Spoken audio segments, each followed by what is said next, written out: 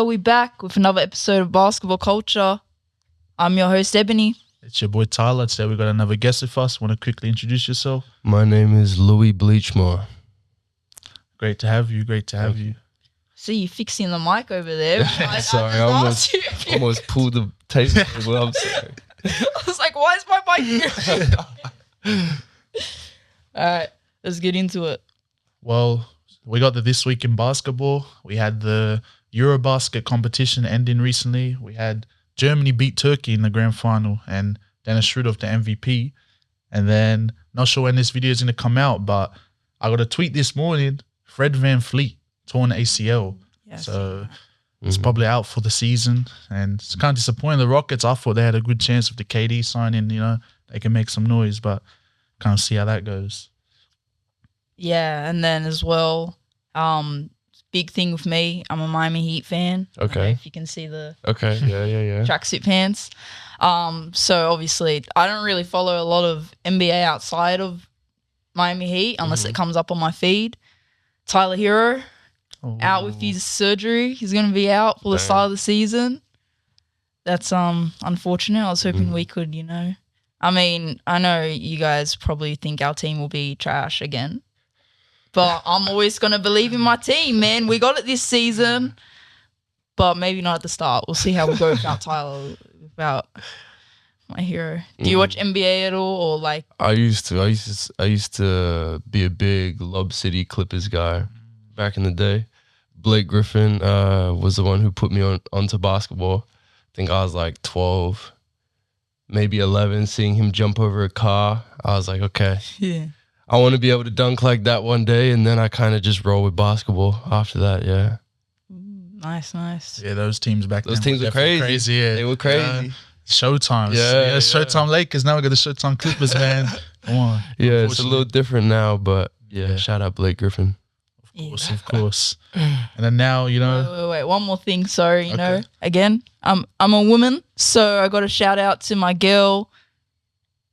I don't know how to say her name. Oh, Aja Wilson. Yeah. Who got MVP. It's her 5th MVP or 4th MVP? Yeah, something it was crazy. 5th or 4th. Yeah. Bam, my guy again. He's on the Heat. He gave the award to her, and it was nice little tearful moment. So congrats to her. It's my girl, and as well, playoffs, WNBA. Yeah. Been tuning into a couple games. You have? I haven't yet. I see it come up, and I look at the notification, and I'm like, I've been watching Invincible. I'm not gonna lie. I'd be upset to see that show right it's now. Good hoops. The Aces, but low key they're choking. They're down 2-0 right now. They're meant to. Ages. Yeah, how were they? That's her I'm just team. gonna call her Wilson. That's her team, right? They're meant to be like winning that easily because like the team they're versing is the Fever. If people don't know, that's Caitlin Clark's team, but she's out for the season. She's out, yeah. So they weren't even meant to make the playoffs in people's eyes. They upset a team in the first round. Now they're up 2-0 on Aces. It's Damn. pretty crazy. I'm going for Lynx, low key. I was going for Liberty, but they got knocked down in the first round. Like, Liberty what? lost. Yeah. The Suns. I'm like, no offense. Nah, Suns are tough, man. WNBA. I'm like, Suns? Suns, they got Alyssa This Thomas. guy's like, he doesn't know what we're talking about. I'm just Bro, they got Alyssa Thomas, bro. She's a triple-double threat every game. Like, it's pretty crazy, I'm not going to lie. Yeah, okay, but Suns, I see you. Yeah, WNBA been tight. All right, let's move on. Go ahead into the quiz. Got a couple questions, some fun ones and stuff. Being how we got an Aussie on, had to Aussie-themed questions, but, should be all right. I hope I do okay. First question I have, which Australian player was the first overall pick in the 2016 NBA draft? Ben Simmons. Yes, sir. Then I have, where was Andrew Bogut drafted? Milwaukee Bucks. Yes, sir. And then I have a follow-up on that. What NBL team did he play for after his NBA career? Sydney Kings. Yes, sir. And then we got, which Australian player who's also played for the Boomers won a title with the San Antonio Spurs 2014? Patty Mills. Yes, sir. And then I have, which team was Josh Giddey drafted to? OKC. Yes, sir. Yeah. Get everyone right. And then now I know my NBA. Yeah. Now I got a couple nicknames, and then if you know the player, maybe not. I have Delhi. Matthew Dellavedova. Yeah. Then I have Great Barrier Reef. Oh, Great Barrier Reef. I've never heard of that one before. Really? I'm not gonna lie. Recent one, Dyson Daniels. Really? Yeah, has been leading the league steals a couple of years.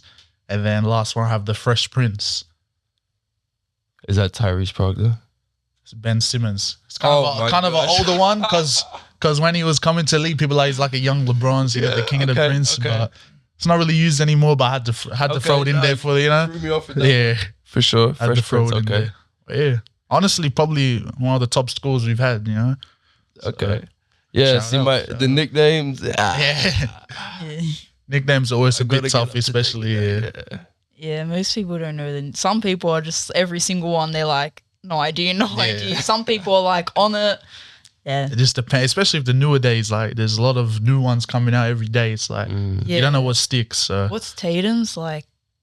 Anomaly, but it's like people hate that one. Yeah, it's like people are making up names and stuff. What? Yeah, it's like who knows what's really going on. See, nicknames you can't pick your own nickname. You need it. It needs to be gifted to you. Who's walking around calling Jason Tatum the anomaly?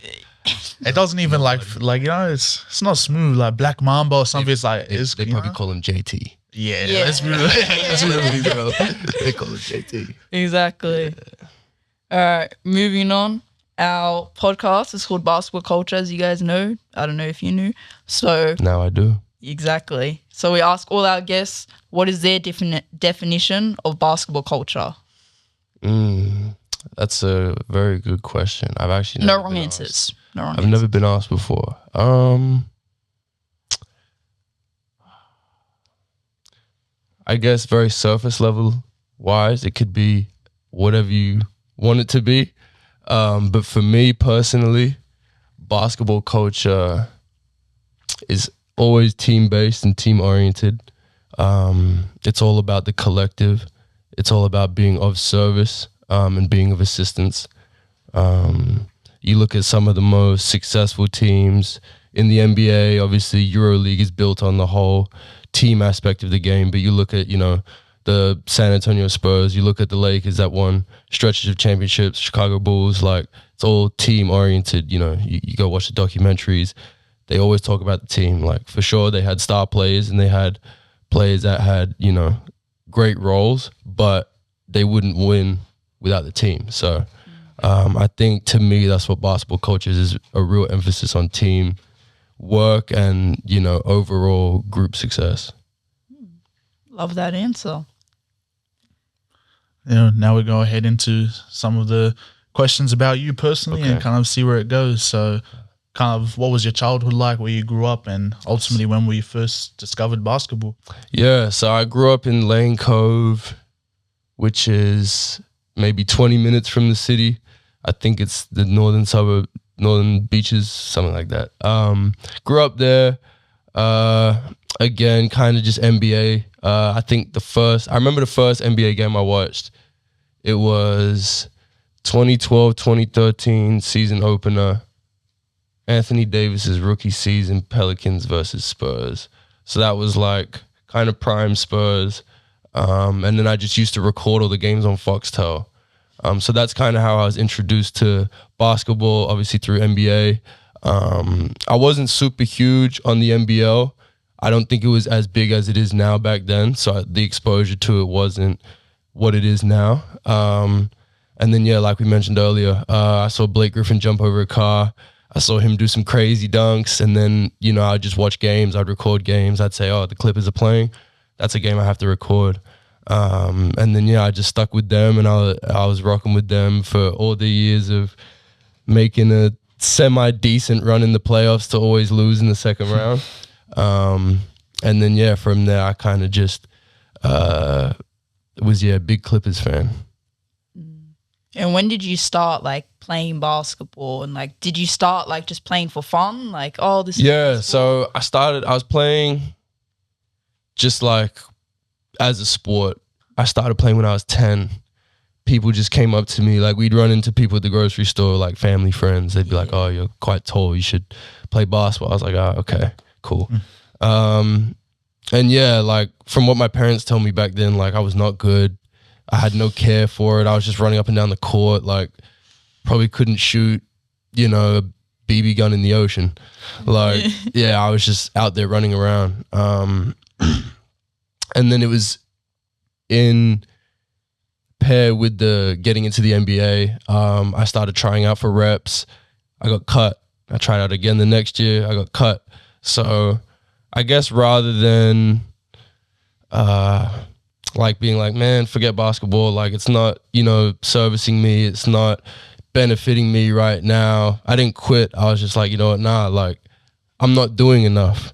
I remember vividly after, like a little local comp game one night, my mom's driving home. And I asked her, I was thinking about the NBA and I asked her, I was like, Mom, do you think I'm good enough to make it to the NBA? She goes, no. I'm like, well, why'd you say that? Like, why you hurt my feelings? She's like, well, you don't work hard enough. She's like, those guys are good. Like, and she doesn't even watch basketball. She just knows that that's the highest level. And so no matter what it is in life, like the highest level, you got to work hard. So that's when I kind of got that reality check. Pairing that with the getting cuts and stuff like that, that just fueled me. I would go to the courts every weekend. I'd be running after school. All those little things you think like help as a kid, I was just trying to do whatever I could, going to camp, stuff like that. And then that's kind of how I started to dive into basketball world more and like really found a passion for it. Yeah. Yeah, I like that. You see, like nowadays, all these young kids, man, they be crazy at like 5 and stuff. And it's like when I was a kid, like I started playing as well at like 8 years old. Yeah. Trash as well, like just bad. But like when I first started playing, like I've always loved basketball, and I played it a bit because like these people came to my school and they were like, oh, we've got this girls program at Bankstown Basketball Stadium. I started at Bankstown. And I was like, oh, my older brothers play basketball, so I want to try it. And then, I just fell in love with it, but I was trash at first. And I had a similar conversation with my brother about, like, the NBA and that. I don't think I asked him, like, can I make it? But I, like, told him, like, I'm going to play in the NBA one day. And he's like, there's a WNBA. Like, he didn't tell me that I wasn't good enough, but he was just like, why are you, like, going to play in the NBA? Like, that's for men. And I was like, oh, there's a WNBA? What? Yeah. But I was still like, no, I'm playing in the NBA though. I'm gonna be the first girl. Set on it, yeah. Already too late, but anyways. But yeah, obviously, after getting cut a couple of times, stuff like that, it takes massive resilience to kind of bounce back and fight through it. I just want to know, like, when did your mindset change when like this is no longer a dream? You realize this can be like a legitimate option. Another good question. I'd say there's a few times I had that realization. The first one being getting my opportunity to go to the US, which is a whole story in itself. I'd say my next opportunity to realize that was honestly probably in prep school. My last year in prep school, I was on a really stacked team. Like, I think of a 14-ish man roster because there was probably 2 guys that would just constantly rotate between teams. So out of 13, there was probably 8 of us that went Division 1 at some point. And then some of those guys, they went to big-time programs like Power 5 schools, high major schools. So being and practicing against those guys every day at a young age and then seeing where they ended up going. Sure, I wasn't there at the same time, but I was able to track their progress and be like, wow, I was really practicing against such high-level competition every day. Same thing at St. Joe's. That was probably another time I really realized it was, there were NBA scouts coming into practice, NBA coaches coming into practice, because they were there to watch my teammates. Like, I had some really talented teammates, really, really good basketball players. A couple of which are now in the NBA. One just got drafted this past year. And then I remember even on my visit, like Kyle Lowry was in the gym. So that was another moment I was like, wow, like, thinking about where I started, I'm like, okay, like I'm here, like I'm not in it and I'm not where I want to be, but I'm around it. Like it's around me, it's close. So that's kind of like the few times I'd say I had that like realization, like, yeah, wow. Yeah. Yes, definitely must have been an experience being around, Crazy, a lot of good influences. For sure. But kind of before we jump into that American side of things, I kind of want to know, like, in Sydney in Australia, was there any people that kind of helped shape your game? I know you said your mum didn't really. Oh, for sure. So I didn't start like individual or private coaching until I was like 15. And it was with Bruce Bolden. Shout out Bruce. I think I met him when I was like 14, 15.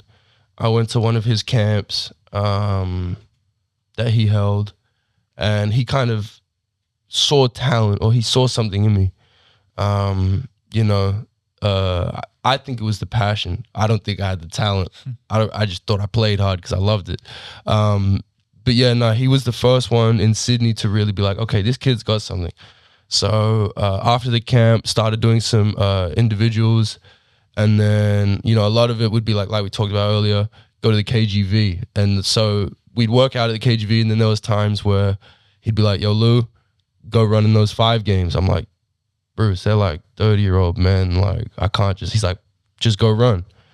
And so I remember my mom comes back. She's like, why is he just sitting there? Why is he not coaching you? I'm paying this man to just sit there. I'm like, no, he is coaching me. He's watching me go live up and down 5-on-5. Then we come back after the game, we talk about it. And then when we go to work out next, we're implementing those things into the workouts. And so I would say it was Bruce. And then after Bruce, it was Coach Flynn Clayman. He was the coach that at the time he was working for AUSA Hoops, and they had like a weekly subscription. I think it was $15 a week. You'd go to your age bracket workout and you'd get your workout in, and you'd just go week after week. And so I signed up for that, and I developed a good relationship with him. He saw the drive, he saw the passion, and then I started going to any workout I could. Like, it'd be with the older guys, it'd be with the younger dudes, there was a couple mixed group sessions that I would go to, just because I wanted to be in the gym as much as I could. And he saw that, and then I started getting individual workouts with him in the weight room on the court. And then he would eventually be the guy that connected me to the prep school in the US. And that's how I got over to America, yeah. Wow. So yeah, shout out Flynn, shout out Bruce. Yeah, those were the 2 guys I'd say that really noticed something in me whilst I was in Sydney. Yeah, great stories. I was going to say as well, I mean, I didn't see you when you were younger, so I'm not going to call you trash or anything like that. But I think a lot of the times when coaches or like people see something in someone, it's like that mental side, like that passion they have, that hustle they have for something like that. And I mean, speaking about like how you got rejected from the Norths team so many times, how mentally did you like deal with that? Were you just like, oh, whatever? Oh, no, it really fueled me. It really did. Like, there was times I would go for runs around my block. Like, I'd track how fast my runs are. It'd be like at least 2Ks. I'd track my runs. There was times I couldn't afford to go to indoor courts. So I'd use my old primary school. I had a bike, or I would walk. And I would just go into my old primary school every Saturday, every Sunday, sometimes after school. Because I didn't have a park locally that had a hoop, or I had a hoop outside my house, but it was probably like inside the size of a free throw, so it wasn't much space. And so yeah, I would literally spend like 6, 8, 10 hours a day, sometimes 12 hours a day at those courts, just grinding, or, you know, with a rain, hail, or shine. Like, I was out there. My friends would be there. We'd either just play 1-on-1, 2-on-2, get a workout in, you know, started buying resistance bands and cones and, you know, all that kind of stuff, and just had like my own gym there.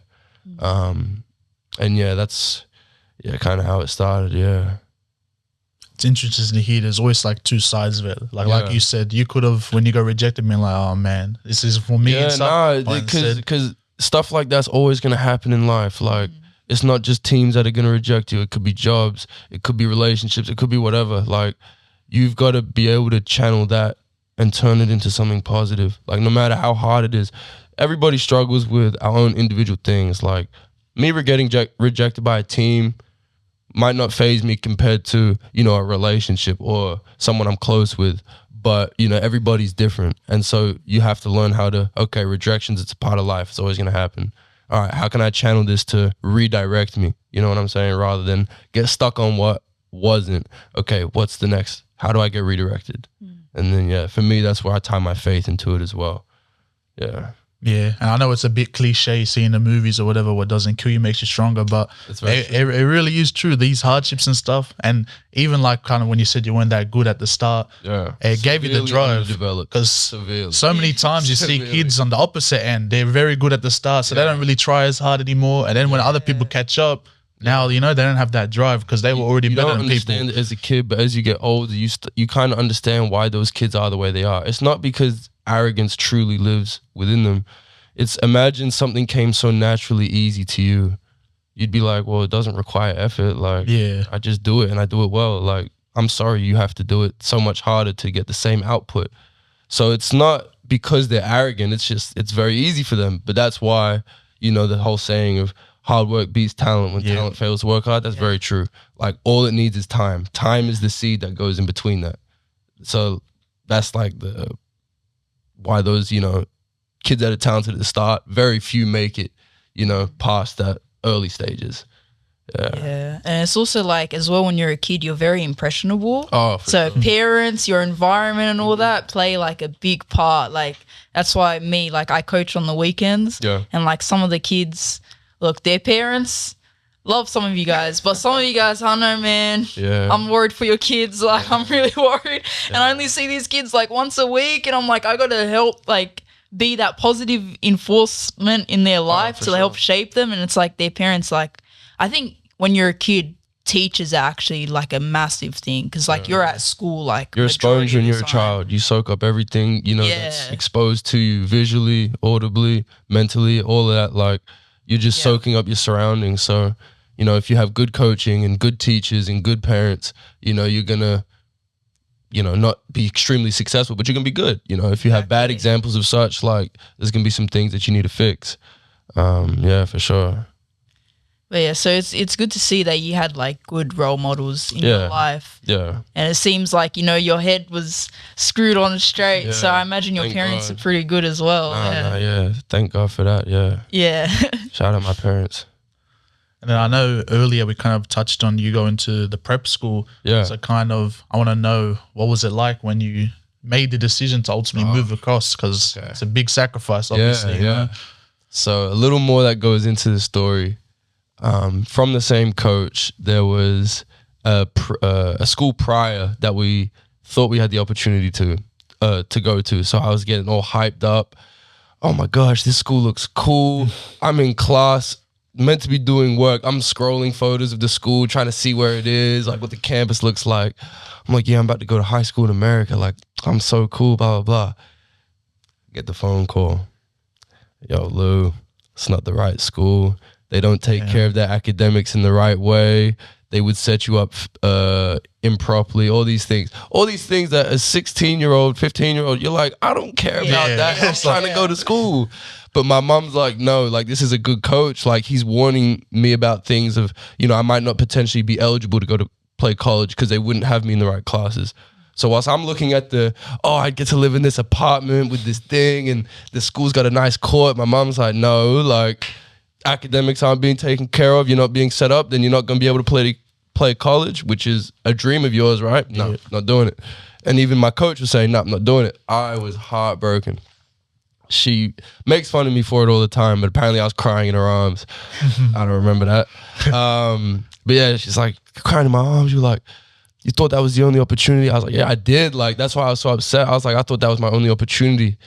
And then, fortunately, it was either a few weeks or maybe a month later, the same coach calls me up. He's like, hey, like, I think this is the right, we got to fit. We got a good school for you. Spoke to like the academic guys over there. Everything was cleared. Everything was all good.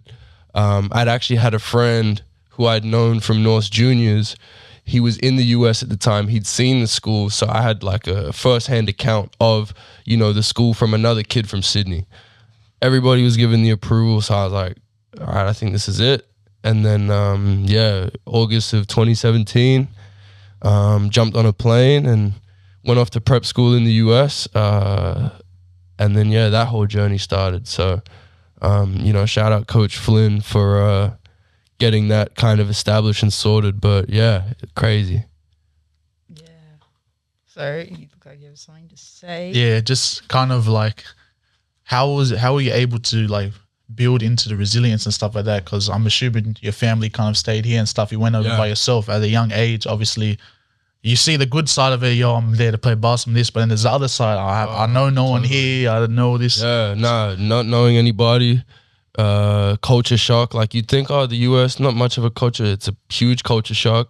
Very, very different. Just because we speak English doesn't mean we're the same. So there were a lot of things, but that's what gives you the resilience, because obviously you're day to day at the time, you're struggling, you're, oh my gosh, this, oh my gosh, that. Call your parents, mom this, mom that. Like, she can't do much, but it's like, just give you tomorrow. Get it to the next day. Like, and you tell yourself that every day, all right, just give me tomorrow. Then you're good. If you go, okay, well, this is too much, maybe I should quit. Then it's like, you did all this for what?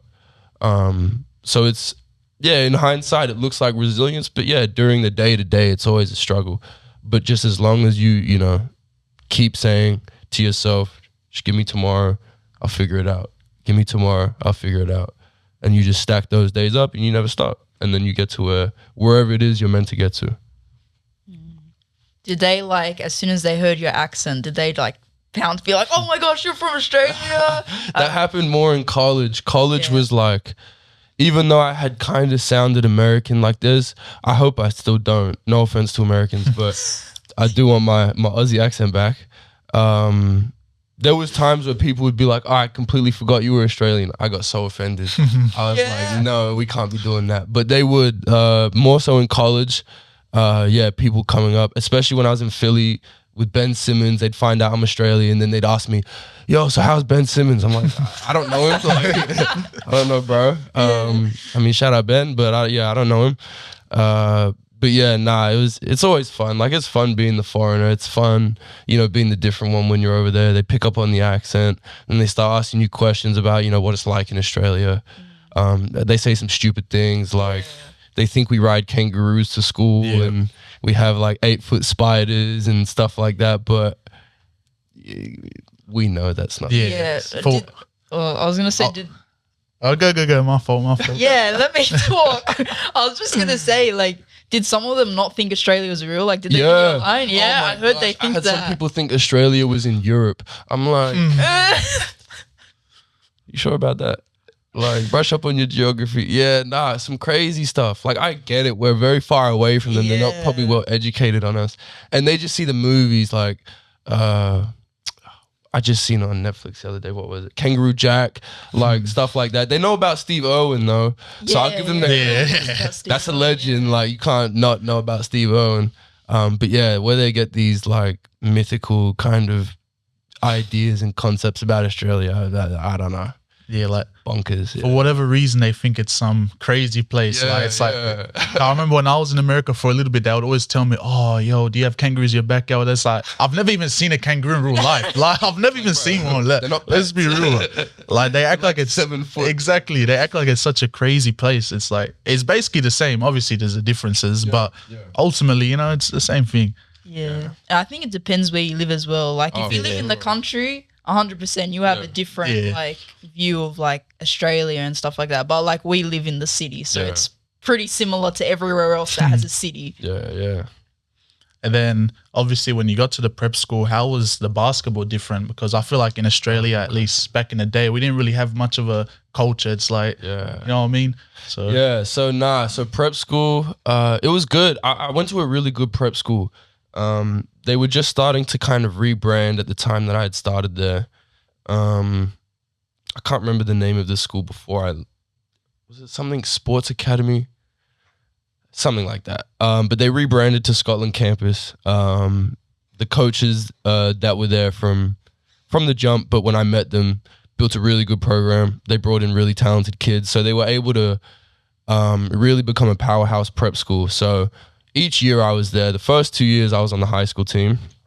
They had 3 prep teams and a high school, maybe 2 high school teams.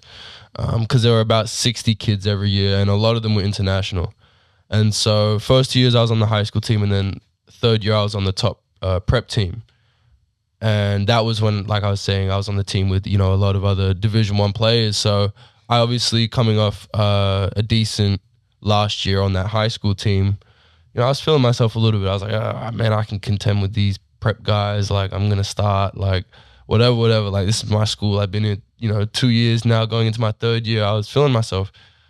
Oh, boy, did I get humbled quick. Oh, my gosh. But I needed that. When you get too comfortable in an environment, it boosts your ego, to where you need to come back to earth sometimes. So I definitely got that last year playing against those guys. But I also got tremendously better. Like, practicing against, high major Division I guys every single day is going to get your game better. Because I definitely wasn't Division I ready off of that high school team. I don't care what kind of confidence I had at the time. I could definitely say that I was not ready. That's kind of like just the value of being a prep school. You're around, and you're also around different cultures. Like, there's guys from New York, there's guys from New Jersey, there's guys from California, there's guys from Florida. Like, you have guys from all around Chicago. Like, you have guys from all around the country.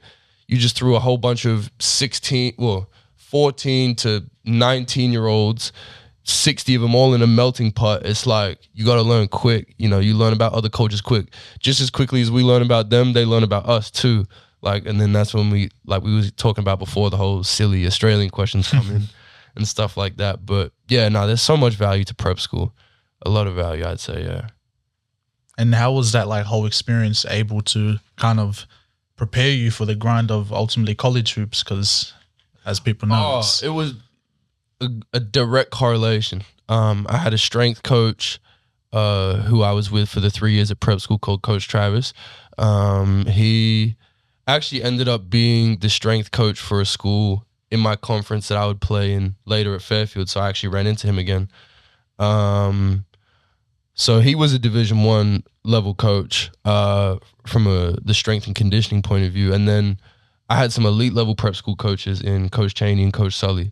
They personally chose to never go the college route. They liked prep school. They liked investing in kids and helping them get to the next level. Obviously, they had offers to go to the next level, but they were like, nah, I want to perfect this. And they did. We were a powerhouse prep school. I think we were top 5 in the nation at one point. We were 1 game away from playing Terrence Clark and Jamal Mashburn Jr. in, the prep 2020 prep classic or prep showcase, some national showcase. We were playing talented players. I'm sorry, I completely blanked on the question. Just how was it able to help you prepare for the college grind? Oh, yeah. And so, obviously the culture and the level of players, obviously you're never a finished product. So by the time you get to college, there's a whole new wave of things you need to learn. But I would say being around those high-level guys, being around those high-level coaches was definitely, the best thing for me to then transition to JUCO and try and go Division I from there, because I was receiving it every day in prep school. So I'd say that's the correlation. And you played in I saw in our notes, there was 4 or 5 different teams, all in America. So how was transitioning from all those teams? How did it? It's crazy. How was it? Oh, it's wild. Obviously it sounds cool on paper. Oh, different teams, blah, blah, blah. Different gear. Yeah, you probably get hella gear, Nike, Adidas, blah, blah. Having people rotate in and out of your life every year is crazy. A new set of people every year. There's no consistency. So internally it's hard to, navigate, especially relationships. If I'm just getting new people in and out every year, it's it's essentially a high and buy, and then off you are to do your own thing. So really valuing those relationships that, stand the test of time, that, over the years you guys still stay in touch, and everything like that. That's where the real value is. And that's where I think I've, kind of built a life, in the sense that I can go to the US now and hit up old teammates, hit up, people that I'd gotten different relationships with in different cities. And, essentially have a whole nother life over there. Yeah. Yeah, I think that's pretty cool. I remember, was it Ben? I think Ben Knight, when he came on, he was talking about how he played in all those different teams as well. Yeah. Yeah. It is. it's beautiful, but it's hard because Yeah. you want that consistency. You want like to see the same people at work every day and build those relationships over time. But again, like the real value is in the ones that will put in the effort for you no matter where you are. Like I have friends from, you know, high school that I see almost every day now. Like I moved away for 8 years, still best friends. There's people in the US, like I just got off the phone with an old team manager of mine from St. Joe's today. We just caught up. Like that's a 4 or 5 year relationship now. Like little things like that, like kind of reassure you when everybody is changing in and out. It's like, all right, find the ones that will stick around and want to stick around and want to track your journey. And the same energy from you to them. You want to track their journey. You want to stay around. It's like everything is equal. Those are the best kind of relationships. Did any of those, like, because I've noticed a lot with our guests, like basically everyone mentions like this one person, or maybe it's not one person, like maybe it's more than one person, but they have like one or two people who really like help them with their basketball journey in terms of like being mentally like supporting them. Was there anyone for you there for that? And like also how did that help you with basketball? Oh, that's a great question. I have to say Coach Flegler. So Coach Flegler, he was at the time, I think he was a video coordinator at St. Joe's, which was my first year D1. And I've had great skills trainers in the past, great coaches that have helped my game on the court. But Coach Flegler was the first coach that really helped me internally, mentally, spiritually. He invited me to Bible studies. He invited me to explore my faith more. And I was always a believer in God. I was raised Catholic, went to a Catholic school. I had just never dived into it. And I was always open to, I just didn't know what that looked like. I didn't know how to do it. And Coach Flegler was that coach for me that said, hey, here's how you do it. Come to Bible study. There's 4, 5, 6 of us. I'm like, well, what even is Bible study? He's like, dude, we just read a verse. We pray. We talk about what it means to us, and we kind of just hear each other out. And those were some of the best times because they were like some of the most vulnerable times I've had with teammates. I had struggled up until that point to really make that connection with teammates, but because of those Bible studies and kind of that comfortability to explore my faith from Coach Flegler, I was really able to kind of understand my teammates on a deeper level. I would go to his house for Thanksgiving meals, for Christmas meals, because my mom wasn't over at that point yet. So I spent Christmas essentially with him. He helped me through so much. You know, a lot of off the court issues that I had at the time, he helped keep my head straight. I could always, you know, there was times even, I don't think I've ever shared this story, but I remember we were in the A10 tournament, 2022, we were playing at Barclays Center. So that's the Brooklyn Nets home court. Crazy. Like we're in the New York Liberty locker room to kind of warm up. So like the WNBA locker room, we're in there. Wow. Great experience. And we did well. We made it to the 3rd round, but those first 2 games I didn't play. And I was heartbroken because I was so ready. I was so like, just like, this is what I want to do. This is where I want to be. Like, I'm ready. I'm in the NBA court. Like, my locker room's a WNBA locker room. Like, I'm here. Let's do it. And so after the 2nd game, I didn't play. We won. I was happy for the team, celebrated with the team. But I got my stuff on and I went to the back of the arena. I was crying. Who was there for me? Coach Flegler. I was literally crying in his shoulders. I was like, man, like, I want to play so bad. Not because I want to go out and score 20 or I want to, like, the attention on me. It's just, no, like, we're here. We're a team. Like, I feel like I can help. Like, let me just be out there trying to help. And again, like, they clearly didn't need my help because they won without me.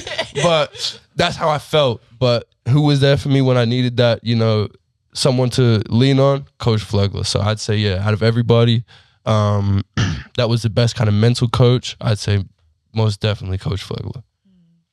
I love that you shared that memory. I have sort of similar thing, but like, I mean, we lost.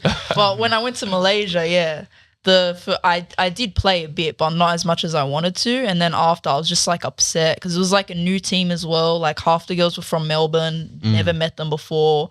I thought like with this team, because I'd been to Malaysia before and we didn't have any training, and I was like, I really want to training. Yeah. Like I want to be ready to play. Like I'm going to another country. Like I want to win. Yeah. And so this team, I thought it would be different. And then the same thing happened. We didn't have any training because half the team's in Melbourne, so we can't even train. And then the girls that were in Sydney, I don't know, like they told me, yeah, we'll train, and then never train. So I just had to work on myself. Yeah. And then, yeah, when I got there, I was like crying after the first game. And I was like, one of the girls on the team was like talking to me about it. And yeah, it was just a good experience. And I think like, you guys won, so it's like a slightly different, but I've had that as well where like you win a game but you feel like, and you know the crazy part, we won, I'm crying in the shoulders. What happened the next game? 3rd round against Dayton, coach throws me in. Look at God, you know what I'm saying? Like coach threw me in, I think it was 30 seconds or big difference. It was either 30 seconds or 3 minutes. Can't remember. I would lean more towards 30 seconds. I'd lean more towards 30 seconds, but we played against a guy who's now in the NBA, Tumani Kamara. He was a stud. A guy called Deron Holmes. I think he's also in the NBA, like another stud. So like I did eventually, get to fulfill that dream of, playing on an NBA court against guys who will be in the NBA. And it came right after I thought everything was just done. I thought I wasn't getting on. I thought, I'm meant to be there happy for my teammates, which I was, but I'm also sitting there like, dang, like I'm hurt. But, in hindsight, it would have just been better. Hey, stay with the team. Stay around that energy. Don't get too into yourself and, emotional about what you're going through. It's like, be there for others. Another thing that Coach Flegler he told me, I have to, every time I talk about it, I have to shout him out because it's the tattoo here I have. It says, the less it's about you, the better it is for you. So in that example right there, I should have stayed with the team. That's exactly why, because the less it's about you, the better it is for you. Go be with the team. Go celebrate with the team. Be around that energy. That's what's going to uplift you rather than you dwelling on what you're going through and keeping you at a low vibration. And then exactly what happened the next game. Exactly, yeah, 100%. It's definitely that bittersweet feeling. Like you said, obviously you're celebrating because you guys won, but you didn't really get to show what you've been working for and everything like that. But it's obviously great to see the role models you had around you. It's stuff like that. That's when you learn, like, there's levels to it. Like, everybody wants to be at the top, but there's levels to it. I was playing on a team with 3 NBA players, couple guys now still playing professionally. Like, and I'm still trying to get there. I'm not playing professionally yet. Like, there's levels to it. Yeah. Like, you got to wait your turn. You got to be patient. Like, no matter what your journey is and what your pathway looks like, you got to run it. You can't compare yourself to others. But you can appreciate, hey, like, I must be doing something good because I'm around greatness. Like, I'm around great players every day. So... yeah, and hearing all these stories, it definitely shows that ball is life. Like, some people that don't, they might not be tuned in, they might see a game, see a player cry, it's like, bro, it's just a game. But for those that have experienced it, it's not just a game. It's, like you said, all the relationships you've made. It's the work you've put in. It's every, you know There's what I mean? So much to it. Like, it's just like what we were saying in the car. Like, basketball, there's something about basketball, like, it's like there's a whole life within the sport. Like, some sports, it's its own culture. Yeah, it's got a good backing. Yeah, it's got a good fan base. But like, the more you dive into basketball, the more you learn about life, the more you learn about yourself. Like, there was a quote that I heard. I'm pretty sure Steve Kerr said it. A coach can see how you live your life by how you play basketball. If you're tentative, if you're hesitant, if you're shy, quiet, I guarantee you that's how you live your life, purely because he can see that on the court. Or if you're boisterous, confident, loud, in people's faces, you probably walk around off the court like you don't stink. Like, there's a direct correlation. I think it makes a lot of sense, personally, but yeah, interesting. Yeah, or even the like pickup basketball one. I've seen like girls or women who like don't play basketball or whatever, like, oh, take your man out to play pickup and watch how he plays. That will tell you a lot about like, who he is. A lot about who he is. Yeah, and it's so true. Yeah. And even with like that, like you said, with like basketball and like we were talking about in the car, how like basketball, it just feels different. I always wonder, like, is that just because we play basketball? Like, do you think they think that in other sports? That's a good question. I don't know, because I feel that too. Like, yeah, basketball, bro, it's just different to the other sports. Because basketball has the culture, you know, outside, like people wear the J's and stuff like that. It's all rooted in basketball. It's like no one's wearing tennis shoes. Yeah, you know what I mean? We're not wearing the cleats outside, like, yo, cut the freshie, come on, man. Like, it's all a part of it, you know? Yeah, no, for real. Basketball, just goated sport, man. Yeah, of course. Like we got, like you can wear Jordan streetwear. Like, yeah. There's a whole nother life to it than just the sport. Yeah. Or people even be wearing basketball shoes, like, as nice shoes. If I see that, I'm like, bro, please take that off. What are you doing? I remember I used to always cringe when I used to play. Like, I had to, after the game, you swap into your slides or your whatever. You'd see people just walk home in the things like, bro, it's like, come on, man. They got like the fresh KDs walking on the dirt. It's like, bro. Nah, I've seen some crazy stuff at the airport. I've seen people wear, you know, the Kobe Grinches. Oh, 600, 700 shoes. That's crazy. It's just like regular day beaters. I'm like, wow, that's crazy. That's crazy.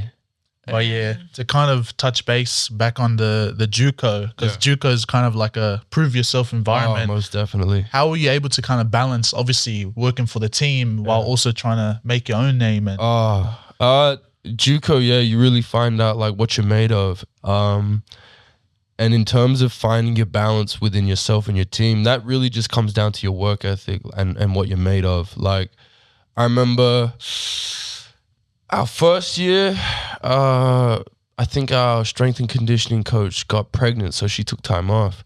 So we didn't have scheduled lifts. Weight room, the way our dorms were, it was the cafeteria, which was entry street level. The floor below was the weight room, like the gym and the training room. Floor below that was a practice court, and then we lived right above the cafeteria. So we could literally just go down the stairs to the gym, to the weight room whenever we wanted. So that's really where it came down to, okay, well, what are you made of? I remember me and my roommate at the time, Caden, and then the guy we shared a bathroom with, Mo, like, we were all international kids. Like, none of us were American. Caden was Canadian, and Mo was from Mali. And so we would all try and push each other, like, all right, fellas, like, let's go weight room. Like, there'd be times where I wouldn't ask them. I'd see Mo already down there. Like, it really became like there was late nights spent in the gym at the very bottom floor. And that's why our team was so good, because those guys were always in the gym. Like, even my first year, because we had pretty much the same team the second year as we did the first year, minus a few guys. But that first group, the group in the first year, when COVID was quite bad, this was probably like late 2020, that bottom floor gym was like the only gym in Philly that people could really get into. So like the D1 schools down the street, like Temple and Drexel, some of their guys, like, you know, coming through the back door, and we're playing fives downstairs. Like, it was like jumping. Like, you would never have thought that stuff like that was happening, but, you know, we'd have the Temple guys running. Sometimes there would be some Drexel guys. There was a workout I did with a couple St. Joe's guys. Like, that's kind of where, like, we all got better because we were playing as a team. We were playing against other people. And then that's why, you know, come the second year, we were so successful. Had school's best record, made it to the Elite 8 of the national tournament.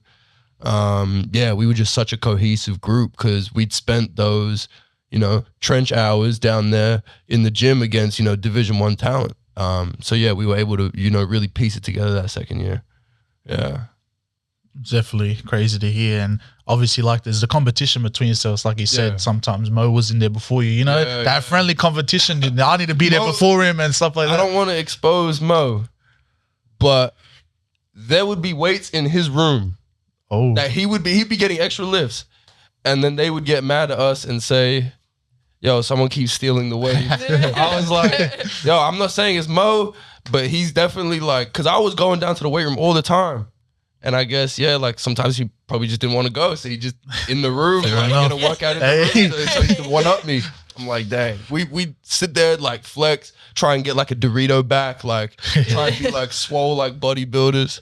But that was, like, good because at least, You know, sure, basketball players aren't meant to look like bodybuilders, but it pushed us. All right, we're still going to the weight room. You know, I don't want him to one-up me, so we're, you know, working just as hard as each other, you know, if not more than the other. And it's little things like that, you know, obviously help the individual, but help the team in the long term because you're pushing each other. So, yeah, shout out Mo. Shout out Mo. And then you obviously talked about St. Joe's before, but kind of what was that transition like to finally make it to the D1 and like know you've earned your spot? And oh my gosh, I remember making TikToks when I first got there. Like, I'm living the D1. Look, I got to tap to get into the locker room. I got to scan my key card rather than just walk into some smelly JUCO locker room. But yeah, no, I loved you know, St. Joe's, and it was really hard to leave. Like, they were just such a professional culture. Like, that's what drew me into them. Obviously, like I said, on my unofficial visit, Kyle Lowry was in the gym. So my head coach, he'd come from the NBA. A lot of my other coaches, assistant coaches, had either spent time in the NBA, been around the NBA, and even my strength coach, he was the former Rockets strength coach. So everything about St. Joe's was NBA, it was professional, it was top of the top. Obviously, like I said, we had scouts coming in and practice. So that whole year was like quite surreal to me. Like, I even remember before the first preseason game, wasn't even the first game, like I'm almost crying because I'm like, wow, like I'm really about to lace up for my first D1 game. I come from Sydney. Like, I was getting turned down by Norths like 4 years ago. Now I'm about to play in a Division 1 game at like this level that I dreamed about since I was younger. Like, it was so mind-blowing. So that whole year was surreal. It was really tough. Like, it was probably the hardest year of my life on the court, like internally, and off the court personally, but was probably the most shaping year and the most like learn the most about myself. And then I go off to Fairfield and I come here back home and all right, now I'm know what to do. I don't have it figured out, but I know who I am. I know what I want to do, and I know what that looks like. Kind of St. Joe's kind of gave me that confidence. So I'd say, yeah, the whole year was surreal, like just being in that type of environment, yeah. And can you tell us a bit, like, if you feel comfortable, like going deeper into how it shaped you, like personally and like on the court? Yeah. So, I remember getting in there in the summertime. So obviously we were really good in JUCO, but we weren't exposed to the greatest JUCO talent. We were only playing Division 2 JUCOs and Division 3 JUCOs. So I go from playing Division 2 and Division 3 JUCOs to now playing in like a top 6 Division 1 conference. Night and day difference. Like, my teammates are in the NBA.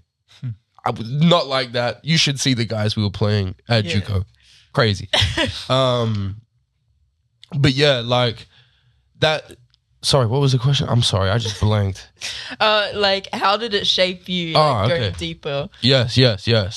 I remember getting there in the summer and getting my behind handed to me, and that really humbled me. That, like, obviously I knew I was good, but like, again, when we talk about the levels to it, that showed me, all right, bud, hold up, there's levels to this.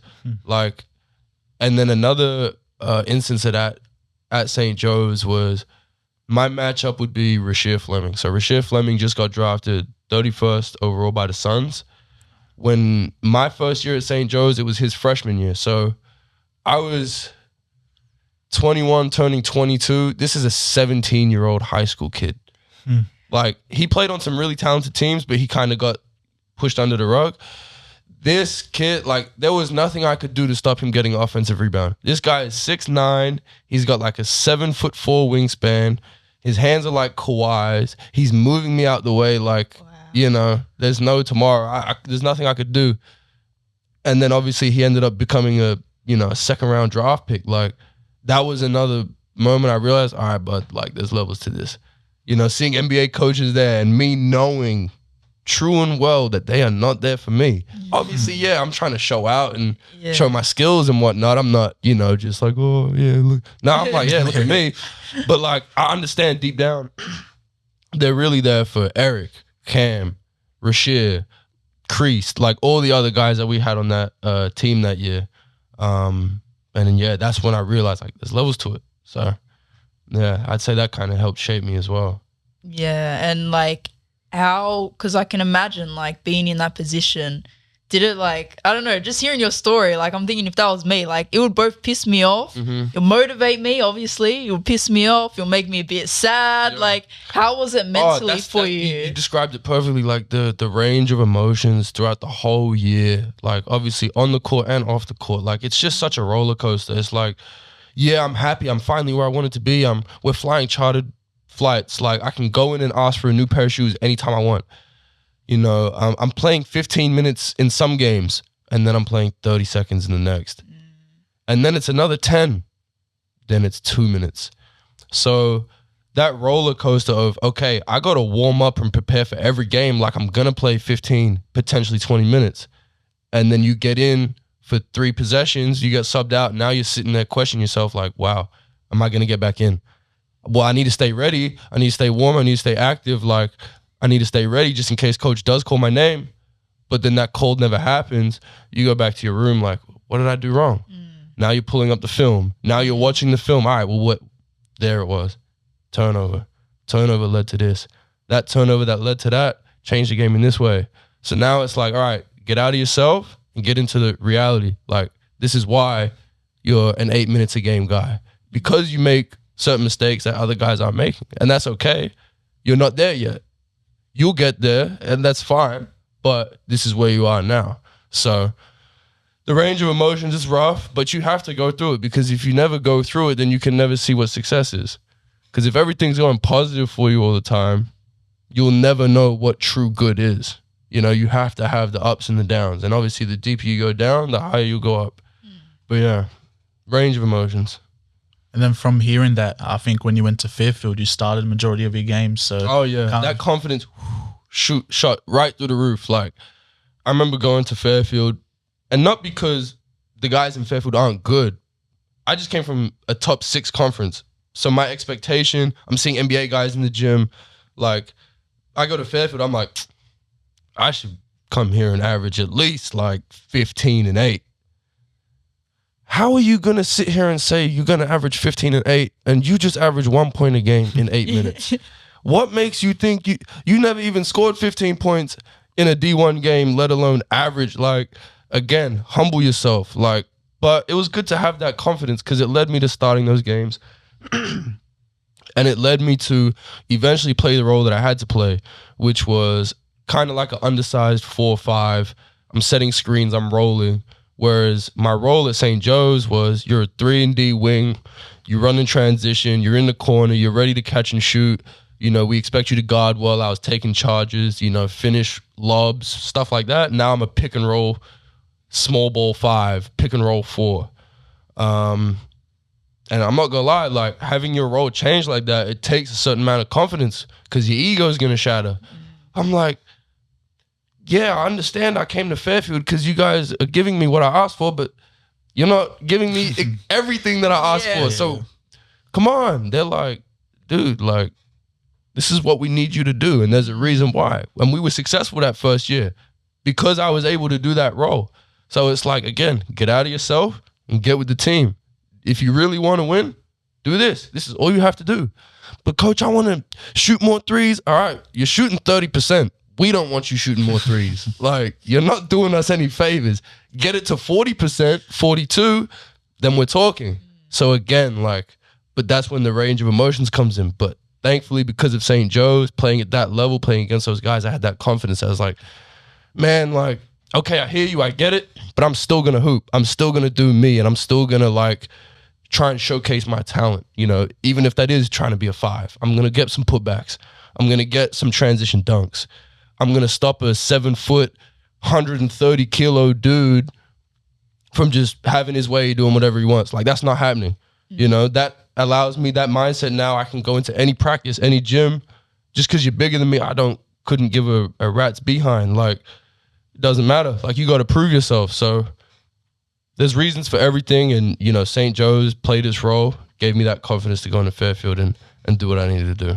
And I think, like in this day and age, like, it's hard because, like, everyone wants to be a shooter, or like everyone wants to be like point guard or whatever, and like sometimes to get in the system, you gotta be like what they need. You gotta know your role. You gotta know your role, and like you even get paid from knowing your role. Exactly. Yeah. We're talking about like what Pat Bev, another podcast episode. I think it was the last one of Chol and that, and how like he's like defense, like that's his thing. But like if you watch him in high school, like he's crazy. He can do everything. Pushing but 30.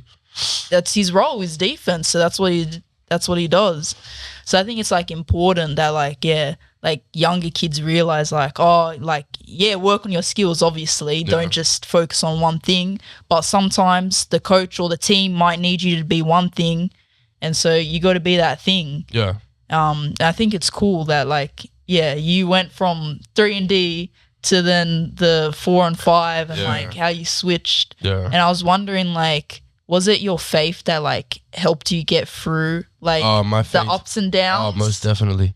My faith, if I didn't have my faith, I wouldn't have been able to navigate anything. Like there's been so many times, not only in basketball, just throughout life, like I look at how a situation's played out and I'm like, that's nothing short of God. Like that's God's will unfolding in my life as it must. Obviously Coach Flegler helped. He obviously kind of saw something and just helped nurture it. And then once I went off to Fairfield, I had to kind of take care of it on my own and keep building that relationship with God, because God's always accepting of you. You have to establish that relationship. You have to go and seek God, because the more you run away from God and the more you go into this rabbit hole of the world, you're just running further and further away from what God has for you and wants you to do.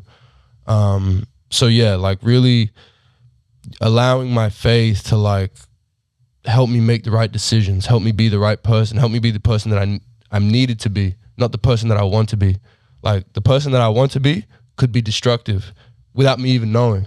So why would God allow that for me, knowing it's destructive, and allow me to continue if I'm a child of God? He wouldn't do that. So that's why he steers me in certain avenues. Like, oh, well, why didn't I get this? Why didn't I get that? There's a reason for it. And then your faith and staying true to the word, diving in more, that's when you realize why he does things the way he does them. Because if you never find out why, you're just going to hold resentment. You're going to be like, well, I didn't get what I want. I don't feel any pleasure. Sever that tie. And now you're eternally banished. So, yeah, definitely keeping God close to me. Keeping Jesus close for sure. Yeah, and I love that. I know we haven't really talked about faith on this podcast before, but I'm Christian. I know you're Christian. I remember when we talked about Curry, you talked about how like you've with Curry came like closer to your faith. I'm still kind of like, because when we were younger, we like went to church and everything. Like our mum wanted us to go to church and everything like that. And then when we got older, so my older brothers, Ziggy, I don't know. He like, Amanda's like heavy into faith, but Ziggy's like, I don't know. I mean, he is. He is, but like he doesn't show it, I guess, as much as like Amanda. And then Jordan, my other brother, is the same. Like he once talked to me about like I've struggled with depression, and like he talked about we've also lost our dad, and he talked about once to me like how his faith got him through that, and like that was really like eye opening to me, like seeing like how strong his faith was and how like it led him. And I was like, oh, like, I want to get more into it, but it's a bit hard for me. I don't know. Yeah, it's always around times of suffering when you really feel God's presence the most, because that's when you realize just how little of an impact you as a human have. There's not much you can do to determine outcomes. Like, yes, you can alter situations, but you can't necessarily control most of the outcomes we see in our life. So when we react to things that happen to us, are you going to cling to your faith, or are you going to cling to your own understanding? Well, we already know, trust not in your own understanding and trust in the Lord. Because if you were to trust your own understanding, you're only trusting in judgments that you have made. You don't really know how to navigate through things. You're just, oh, it's life, like just willy-nilly. Nah, like go get in the Word. The Word tells you how to live your life. Well, then you go, well, where in the Bible do I look? You look at Jesus. You look at the way he lived his life. Sinless life. A sinless man. Never did any wrong. There's the answer. Yeah, I love that. Yeah. I think it's cool. Yeah, of course. Faith. It's a journey though. Everybody's journey is different. Again, like if you go through a lot, and depending on how you react to that, that can either steer you closer to God or further away. But yeah, it's everyone's timeline is really different. Something you can't force upon people. I've had that conversation before, and some people have been really kind of repulsive to it. They don't really want to talk about it. They don't want to get into it. And as a Christian, I might not agree with it, but I have to respect it. Like, that's how they want to live their life. That's okay. Obviously, God, Jesus is always there if they ever want to turn to him, but they're choosing to neglect, you have to let them live. But as long as, you know, taking care of your own relationship, focusing on what your relationship with God looks like, you know, you got to let people live them. Let people do them, yeah. Yeah, definitely with that backbone and that faith, it allows you kind of to face all these challenges and kind of try to put yourself out there, and knowing that if things go wrong, you have that to kind of fall back on. Sure. Definitely helps. For sure. But I think previously in one of your other interviews or something like that, you said US was kind of the place to be for basketball. Yeah. So now kind of after you've completed your journey through the like college system and stuff like that, how do you think the difference is between the Australian pathways? Great question. It's tough. Like either pathway is really tough. I'm learning the process of just how tough it is now, trying to navigate my way to the NBL. Very, very hard. It's a very, very good league. Like all the players are really good players. So it's not like doesn't matter where you play Division 1, you know, as an Aussie, like you can't just walk back home and be like, yeah, NBL contract, please. Like that's not how it works. And I'm learning that firsthand. But yeah, they both have their own respective value. Like if your goal is to strictly play collegiate basketball, you want to have a good college career, find a school in the US. Australia can't really offer that. We offer a different kind of take with universities. They don't really do, to my understanding, they don't really do scholarships over here for, you know, basketball or for sports. So it's a completely different landscape. But staying here is great if you have grassroots connections with clubs, with coaches that have known you since you were young. Me, that's why I had to take the path that I did, because I didn't have those connections. You know, I had Bruce, but outside of Bruce, my next connection was an American coach. So it's like I didn't really have anything here. But yeah, you look at kids that, you know, have stayed here and have had success within their clubs and then move on to play in the NBL. Like there definitely is a pathway over here that's proven to be successful. You just have to know those people that can get you to the right opportunity.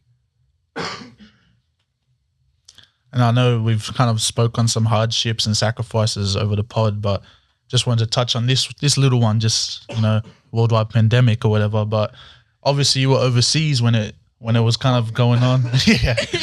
Kind of summoned it back in. Summoned it back in, but the timing.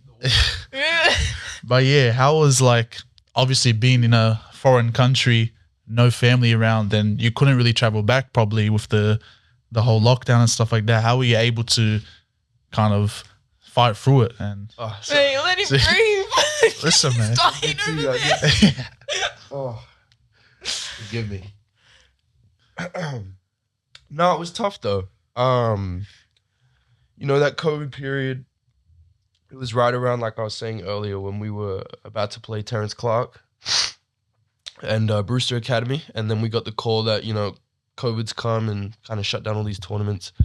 And then, yeah, once that kind of took over, kids were flying home. Like there were other Aussie kids. Sorry, excuse me. No, you're good. You're good. Yeah. But yeah, sorry. Yeah, there were European kids, there were other Aussie kids. They started flying home. I was like, look, if I go home, I've got nothing. Like I don't have, you know, a gym I have access to. I don't have, you know, all of these luxuries. So, you know, I may as well stay here and, you know, thug it out, see whatever kind of happens. But at least I knew I had a gym and I had a weight room and, you know, I had a room, all that stuff. So yeah, I ended up, forgive me. I ended up staying there the whole COVID. No one was allowed in. No one was allowed to leave. So they had kind of formulated like a little bubble there. But it was great. Like I was with two of my boys, one from Adelaide, one from Canberra, Ollie and Brahm. Ollie left because he had some issues he needed to take care of, but I was with Brahm the whole time. And we were just getting better. Like, we were in the gym all hours of the day. We'd work out, strength and conditioning as well, like in the morning with Coach Travis. And that, I would say, is kind of like in pair with my teammates helping me elevate my game. That time period where I was just able to just pour into basketball and pour into my skill development, as well as Coach Sully helping me out. That really kind of prepared me for college and got me on the right path for college, just because obviously there were a lot of kids that they had to go home, they couldn't leave, they had a whole bunch of restrictions. Well, I had restrictions in a different way. I was restricted to the gym, to the weight room, nothing else. And I was like, that to me is more valuable than going home. Obviously, I love my family. I, would love to have been with them, but they understood, what my dreams were and my aspirations. And they were like, no, stay there, get better. Like, saves us money from having to pay for a plane ticket home. But yeah, no, so yeah, it was tough. It was tough. But, and even going into junior college, like that first year, I think we had the first day of in-person classes. Then they're like, nah, everything's online. So we'd wake up for class. All we'd have to do is open our computer, turn the camera off, turn the microphone off, say, yeah, hey, I'm here for your roll call, and then fall back asleep. But yeah, so it was even tough. Yeah, you couldn't have fans at the home games or away games during that season. There was one game we had to wear masks. Like, damn, that was a drag. I remember that. Oh my god, that was a drag. But yeah, and then obviously it kind of just poofed away in a matter of months. But yeah.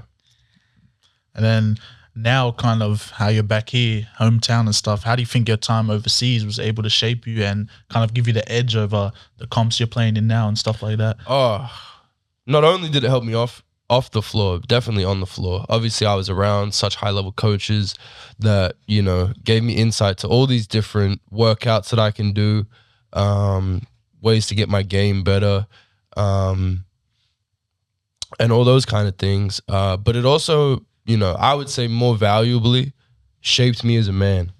I really found myself over there. I know what I'm about. I know who I am. I know what I represent and what I want to put out to everybody else.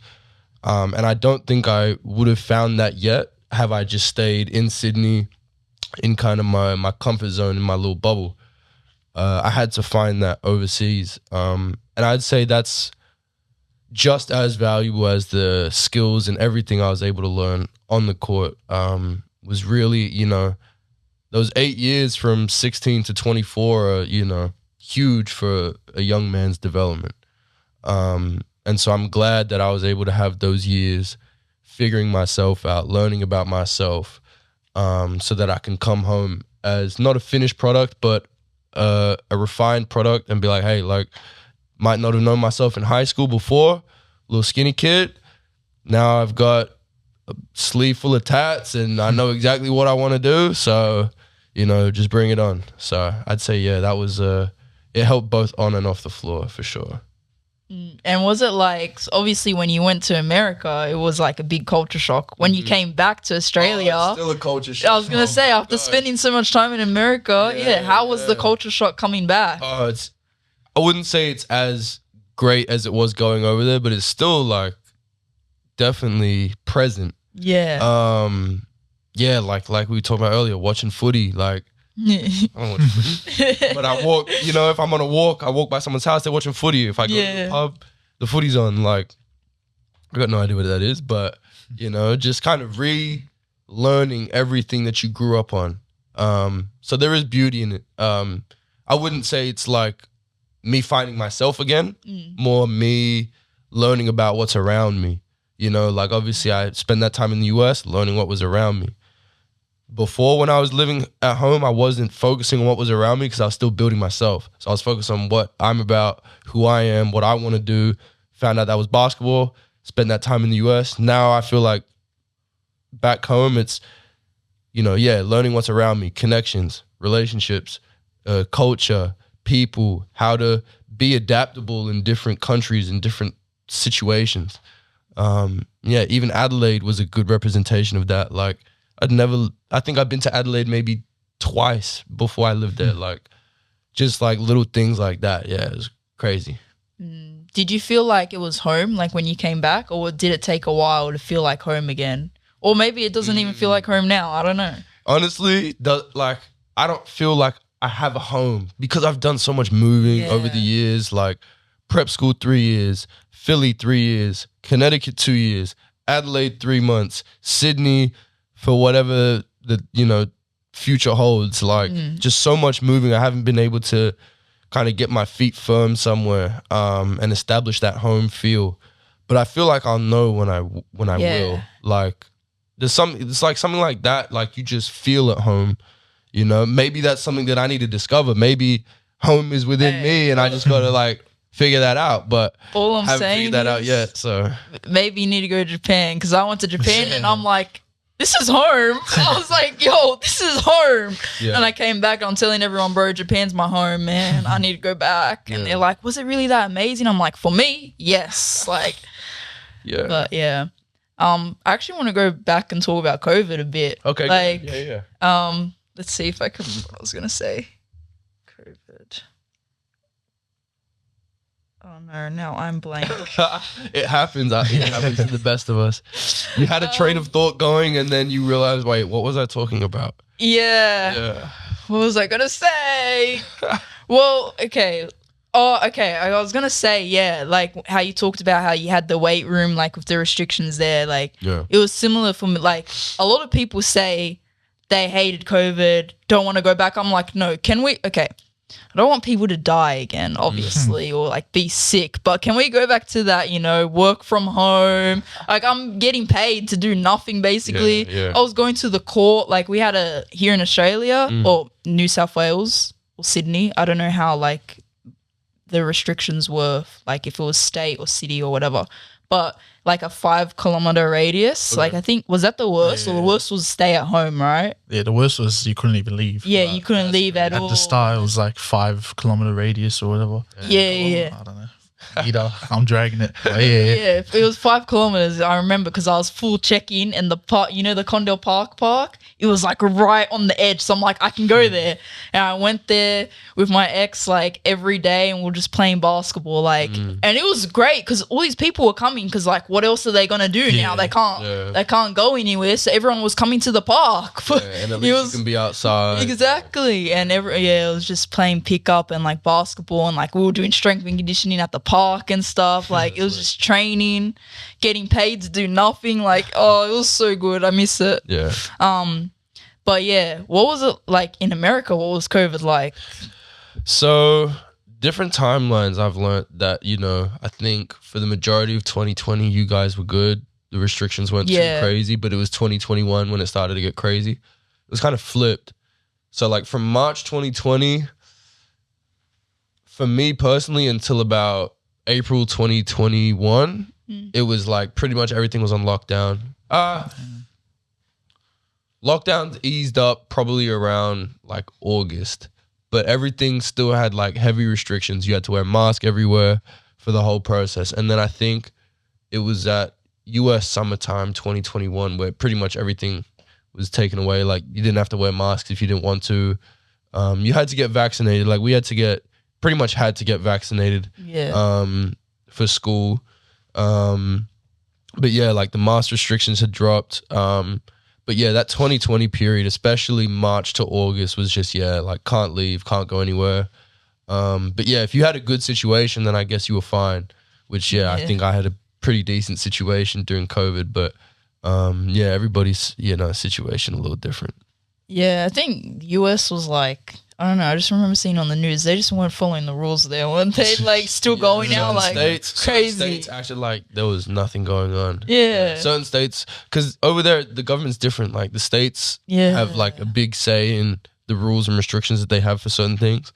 So some states down south, they acted like COVID was just the cold. Yeah. Yeah, I remember even in NBA, I think Kyrie, because he played for the Nets, that was one of the states where you had to get vaccinated. He didn't want to get it, so basically sat out the whole year. It's pretty crazy, but definitely people had different experiences. Because you're saying you loved it. Me personally, I was doing HSC year 12. Oh yeah.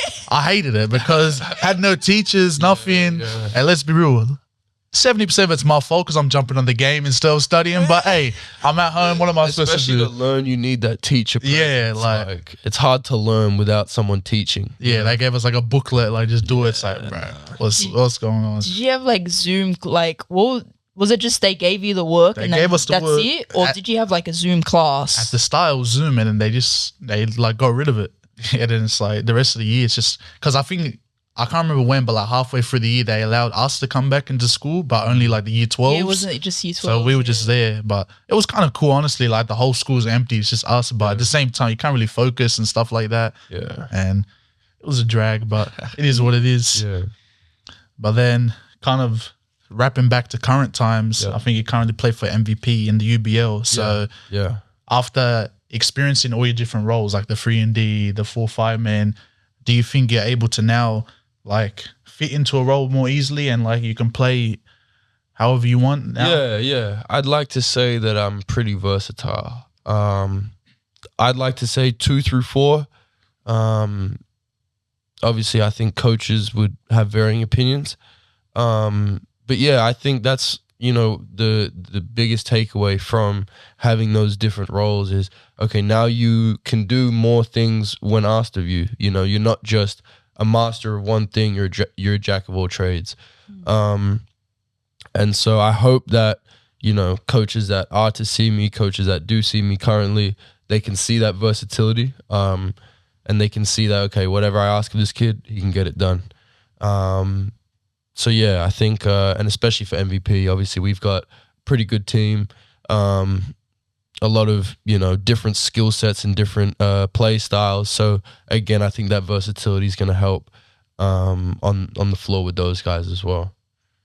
And yeah, I think like we're talking about in like the other episode, Tim and Damien, I think, about like positionless basketball now. So I think it's like great that you have like a range of like how to play multiple different positions. I'd say that's probably the reason why players have to be like this now, because of the positionless basketball. You've got centers that can bring the ball up. Yeah. It's like, all right, well, if I've got a center bringing the ball up, I need to be good at setting screens, or if center's bringing the ball up, I need to be good in a 5-out system. In order to be good in a 5-out system, you got to be able to shoot, you got to be able to drive, you got to be able to slash and make cuts and make plays.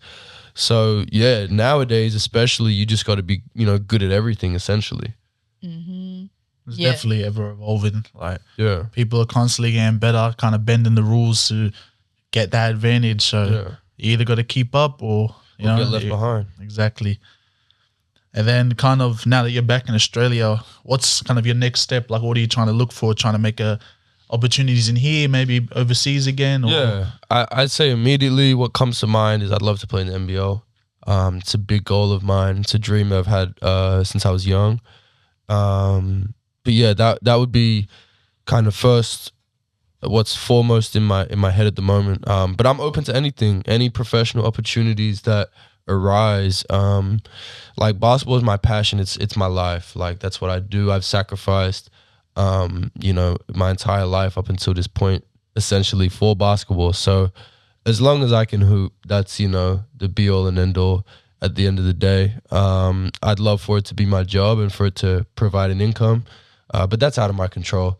So, I just kind of show up with the same mentality, the same drive, and the same passion for the game, and whatever that path looks like, wherever it takes me, if it can take me to the NBA, fantastic. If I never get there, just as fantastic. I've been able to do some amazing things and have such a career up until this point that, if I stop playing tomorrow, I could be happy with all that I've done. Especially considering where I started. No one would ever have thought I could, do some of the things that I've done. So, yeah. And I want to bring it back just to when you played NBL1. How was that compared to playing like in the US college system? Yeah, good question. So it's very different. I'd say the main differences come with 4 quarters at 10 minutes instead of 20-minute halves. a 24-second shot clock instead of a 30-second shot clock. So essentially, you're getting a lot more possessions. You're getting a lot more tries to score. You're getting a lot of high-scoring games. There's games in college we're playing in the 40s and the 50s. Like, it's a very low-scoring game because some teams like to use the entire 30-second shot clock. Whereas NBL1, there was some games we easily got over 100 points. So I'd say that's probably the biggest off-rip, the biggest difference between NBL1 and college. And then obviously you get into the players. Now you're playing against grown men. Obviously, you know, there are some grown men in college, but you know, half of them are young kids that just come out of high school. They're second year in college. They're 20, 19. You know, me as a 24-year-old, I come back to NBL1. Now I'm playing other 24-year-olds. I'm playing guys that are older than me. I'm playing guys in the NBL. I'm playing fringe NBL guys that are just as good, just trying to do just the same thing I'm trying to do. It's just a completely different pool. So both got the, you know, respective value, but just, very different as well. All right, I got some fun questions. Do you have any more serious questions? I got a couple fun ones. Basically, you've played like so many teams, obviously so many places. Is there kind of one game that sticks out to you, like a favorite game? Maybe you had your best performance, maybe versus someone. So my best performance wasn't my favorite game.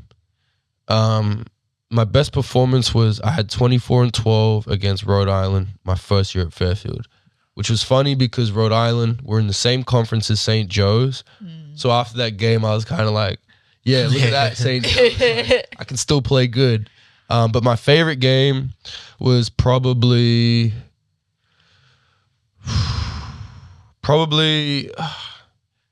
my first year at Fairfield. We played at a school called Quinnipiac.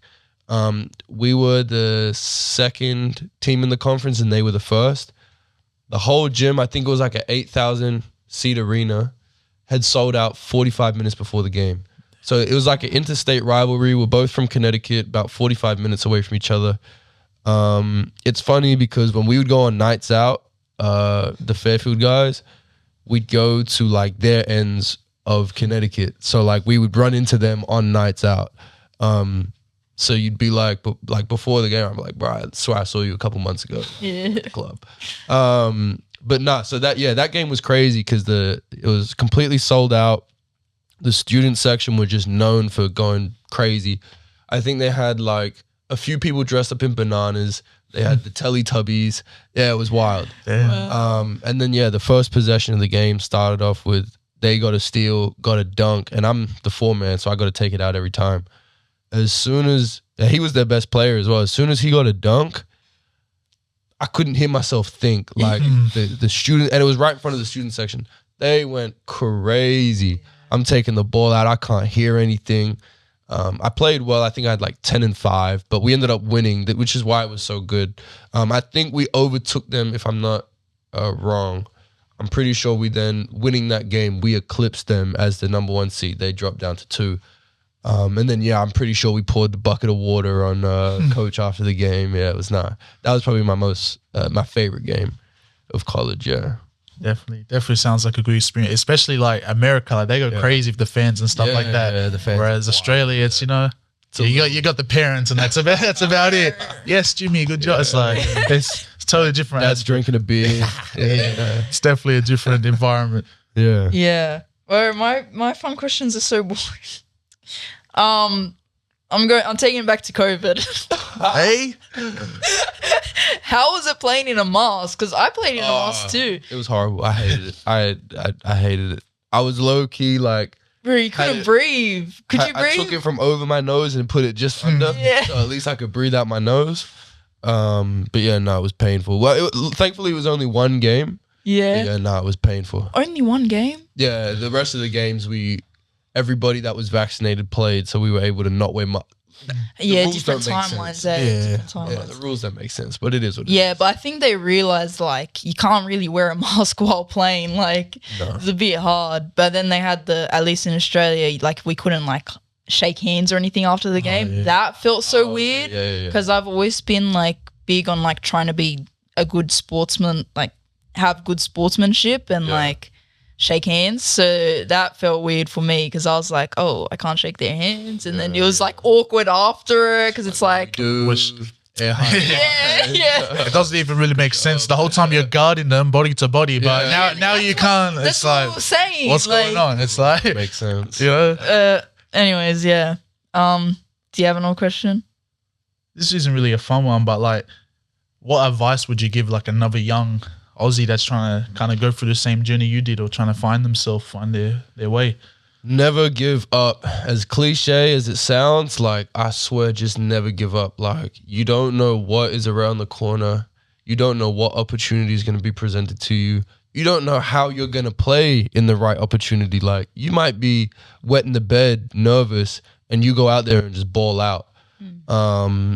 But just, never give up. Like, because you have your mind set on an outcome doesn't mean you're going to achieve it. No matter how hard you work, no matter how much you pour into it, no matter what you think you can do to get there, it just might not be for you. So that's why at least if you never give up, you'll carve out your own path that was meant for you versus just giving up and never knowing. Like, there's probably been too many kids that just live in the what if. Like, but I don't want to be that guy that, you know, is sitting at a pub in 20 years like, oh, what if I just went to the US for high school? Or what if I just did this? What if I just make a decision and roll with it, like, you know. But yeah, never give up. And yeah, obviously, you know, work hard. Like, that kind of goes without saying. You're not really going to go far if you don't work hard. And yeah, stay faithful. Obviously, faith was huge and important for me. I would advise any young kid that, you know, has faith in their life in any way, just to keep exploring it, keep learning more about it. You know, pick up your Bible, things like that. So that would be my advice, yeah. Like that. All right, my other fun questions. Bro, I just wrote favorite NBA player and favorite team. Like, I was trying to think. Like, he had really good questions when we had Joel and Henry, and I was like trying to emulate that, and I just couldn't think of anything. Do you have a favorite NBA or does not mean NBA? Favorite NBA player at the moment, Kelly Oubre.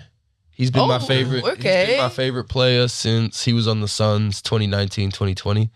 I saw the way he was playing, just dunking on everybody. I was like, it's kind of what Blake Griffin was doing back in the day, but he's like a wing, like more my height. Like, I'm nowhere near as big as Blake Griffin was. So I kind of saw him and I was like, hey, that's someone that's at least my size doing the things I want to be able to do. So, yeah, he's kind of been my favorite player since Blake.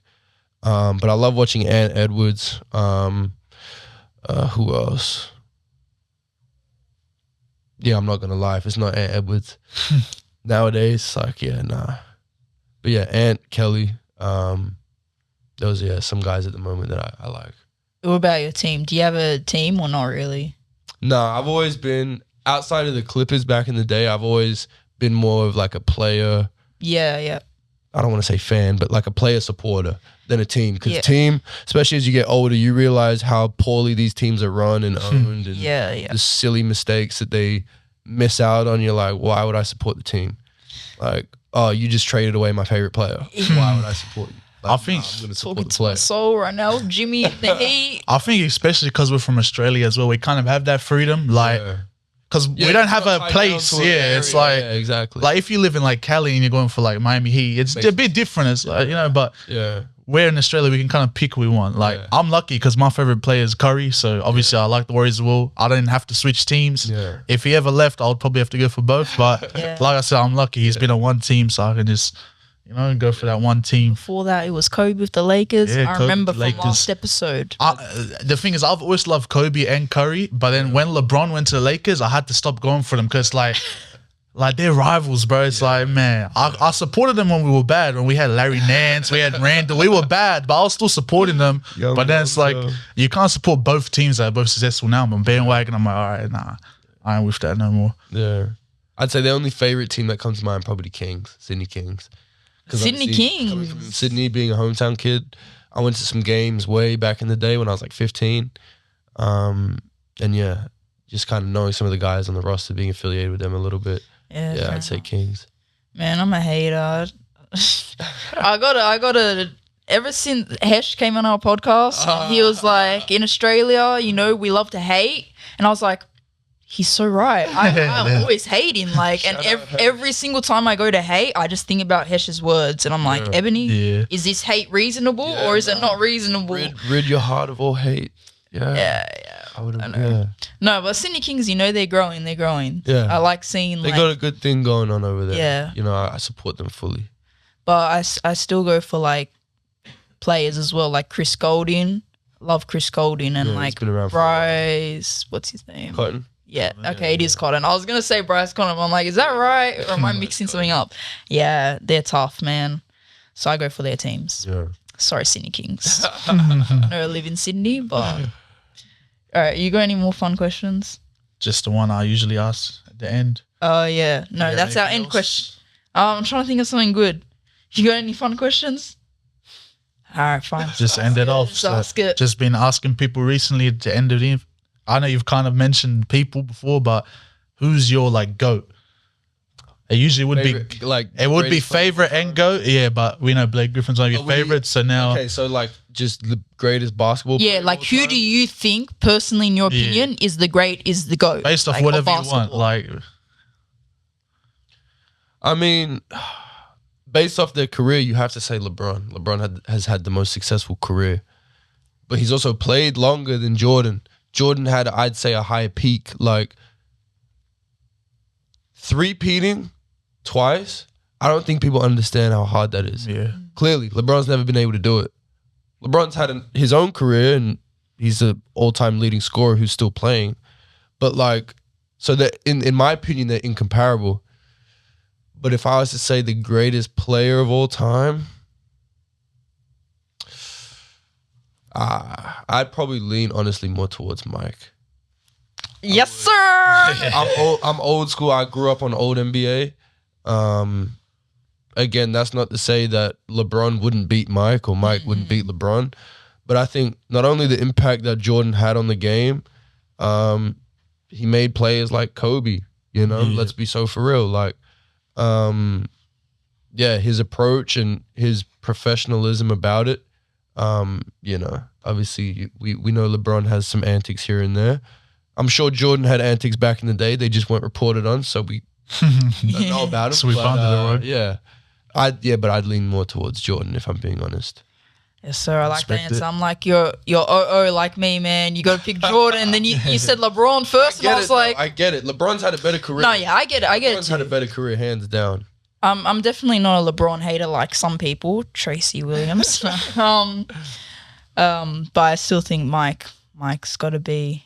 I mean, like, he has a whole shoot. I mean, like, the Jordans, like, they're just crazy. And I don't know. But yeah, bro, I asked my kids because I was curious, like, what the younger generation says now. Like, who's their GOAT? Oh my gosh, bro. Some of these kids, what did some of them say? Giannis. Okay, I love Giannis. I mean, Giannis is tough, but bro, greatest of all time. definitely not of all time. Favorite player. Okay. If they say like greatest, if they say greatest four, I'll be like, hey, he's in the running. Especially if he keeps going, but of all time, of all time, it's kind of crazy. Yeah, most of them said Michael, LeBron, Kobe. And those three are interchangeable. Like, if anyone says one of those three, I'm not mad. Yeah, I'm like, fair enough. If like one of the younger kids says LeBron, I'm like, you're young. You're gonna say LeBron. Bro, I've heard some crazy things about Kobe, but like he's been one of my favorite players. I hear people say he's not even top 10. I'm like, bro, what are we talking about, bro? I don't understand. Not top 10 is crazy. Like, man. But some people have some crazy. But the thing is, are those casuals or are those? Who knows? It's online, so you never know online. You know, they can say 20-year career. Exactly. Yeah, I think that's it. Well, before we end, is there anything you want to shout out? Any Instagram or anywhere we can follow you? Socials at Louise Bleechmore. I only really have Instagram. I mean, that's all my socials. I mean, I'm not super big on socials, but I do have them. Shout out my family. Shout out Jesus. Shout out everybody that has helped make me who I am. Obviously, it's taken some personal work, but your environment shapes you. So shout out to everybody along the way. Thank you guys for having me. I really appreciate it. Letting me kind of tell my story, enlighten you on kind of who I am and what I'm about. So I appreciate the opportunity, and thank you guys for reaching out, and thank you for having me. Yeah, of course. Appreciate you for coming on, and of course, anytime. Thank you. Well, I think that's it for today. Make sure, like, if this episode comes out recently, you guys go check him out at UBL. They're playing there, Auburn. At Auburn. Saturday. Not Sydney Uni, Auburn. Yeah, not Sydney Uni. No, they don't know that story. Wait, tell that story real quick. Okay, so I didn't really know what the UBL was, but I signed up for a team, and they said, all right, we're playing Sydney Uni at 3 p.m. I'm like, all right, cool.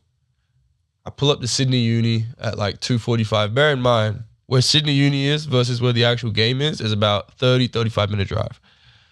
And so I pull up at 2:45, 15 minutes before the game. I'm like, yo, where's everybody? Text the group chat, film the court. I'm like, hey, I'm here. Like, where's everyone? They're like, bro, game's in Auburn. I'm like, what? So we're playing Sydney Uni. Bro, we are playing Sydney Uni at Auburn. So my silly self and my friend Ollie, shout out Ollie, quickly zoomed a 30-minute drive up to Auburn. Came in like the second half, played all right, not too bad, but yeah, we have another game this weekend at 3. So if you have nothing to do, slide on down to Auburn, watch us play. And yeah, just stay tuned for us for the rest of the season, and yeah, we'll see where it goes, see where it takes us. Yes, sir. I was watching that game because big fan of MVP, because my boy Henry. Yeah, shout out. That's my boy. And yeah, I was wondering, like, where the hell is Will? Where is Lewis? Like, I want to see these guys play. Like, I want to see if they're good or not. Will Cranston. Right? Yeah, I think, right. Yeah. I get really confused between Will Cranston and Will Johnston. Bro, do they not look alike? I swear they look alike. Will definitely, now with his tats, he's like now with like going, they're like, he's hilarious. But like if you look at their face and like old photos, I'm like, is that not the same guy? Like I thought they were the same person. Like I saw a post of like, I think Will Cranston got MVP or something like that. Yeah. And I was like, isn't he in America? And then I realized they're different people, and I was like, oh, what the hell is going on? Anyways. 2 different people. Yeah, so make sure you go watch the game. I didn't even finish what I was saying, but it's all right. And yeah, it's been good. Thank you. Thank you so much for watching. Yep, like, comment, subscribe, share with your friends, and yeah, peace out.